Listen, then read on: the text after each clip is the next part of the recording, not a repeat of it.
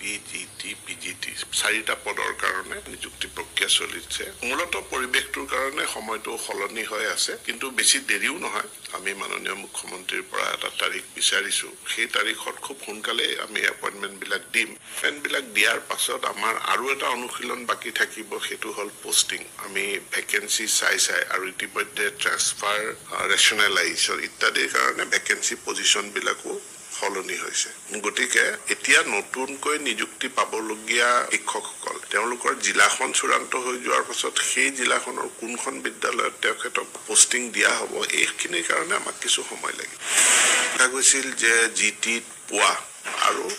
এনেকুৱা প্ৰায় 850 কেণ্ডিডেট একেটা সময়তে তেওঁলোকে এলপি ইউপি টু সিলেক্ট হৈছিল গতিকে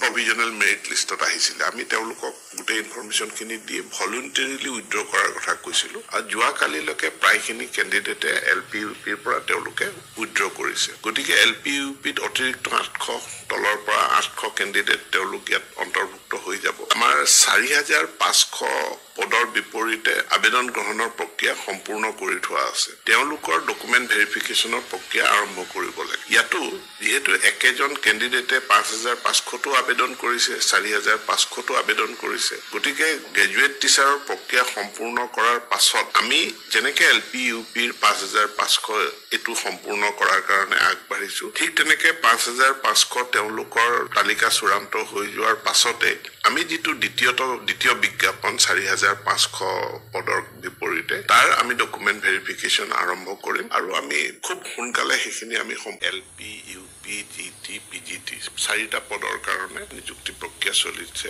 মূলত পৰিৱেশটোৰ কাৰণে সময়টো সলনি হৈ আছে কিন্তু বেছি দেৰিও নহয় আমি মাননীয় মুখ্যমন্ত্ৰীৰ পৰা এটা তাৰিখ বিচাৰিছো সেই তাৰিখত খুব সোনকালে আমি এপইন্টমেন্ট বিলাক দিম এপইন্টমেন্ট বিলাক দিয়াৰ পাছত আমাৰ আৰু এটা অনুশীলন বাকি থাকিব সেইটো হল পোষ্টিং আমি ভ্যাকেন্সি চাই আৰু ইতিমধ্যে ট্ৰান্সফাৰ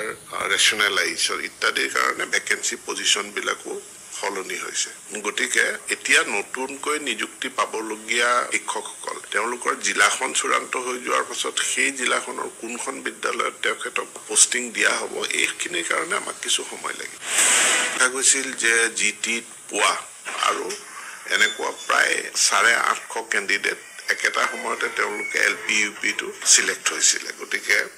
প্ৰভিজনাল মেৰিট লিষ্টত আহিছিল আমি তেওঁলোকক গোটেই ইনফৰমেশন খিনি দি ভলুন্টাৰীলি উইথড্ৰ কৰাৰ কথা কৈছিল আৰু যোৱা কালিলৈকে প্ৰায়খিনি কেণ্ডিডেটে এলপি ইউপিৰ পৰা তেওঁলোকে উইথড্ৰ কৰিছে গতিকে এলপি ইউপিত অতিৰিক্ত 800 তলৰ পৰা 800 কেণ্ডিডেট তেওঁলোক ইয়াত অন্তৰ্ভুক্ত হৈ যাব আমাৰ 4500 পদৰ বিপৰীতে আবেদন গ্ৰহণৰ প্ৰক্ৰিয়া সম্পূৰ্ণ কৰি থোৱা আছে তেওঁলোকৰ ডকুমেন্ট ভেৰিফিকেশনৰ প্ৰক্ৰিয়া আৰম্ভ কৰিব লাগে ইয়াতো যেহেতু একেজন কেণ্ডিডেটে 5500 টো আবেদন কৰিছে 4500 টো আবেদন কৰিছে গতিকে গ্ৰেজুৱেট টিচাৰৰ প্ৰক্ৰিয়া সম্পূৰ্ণ কৰাৰ পাছত আমি যেনেকে এলপি ইউপিৰ 5500 এটো সম্পূৰ্ণ কৰাৰ কাৰণে আগবাঢ়িছো ঠিক তেনেকে 5500 তেওঁলোকৰ তালিকা চূড়ান্ত হৈ যোৱাৰ পাছতে আমি যেটো দ্বিতীয় বিজ্ঞাপন 4500 পদৰ বিপৰীতে তাৰ আমি ডকুমেন্ট ভেৰিফিকেশন আৰম্ভ কৰিম আৰু আমি খুব সোনকালে সেইখিনি আমি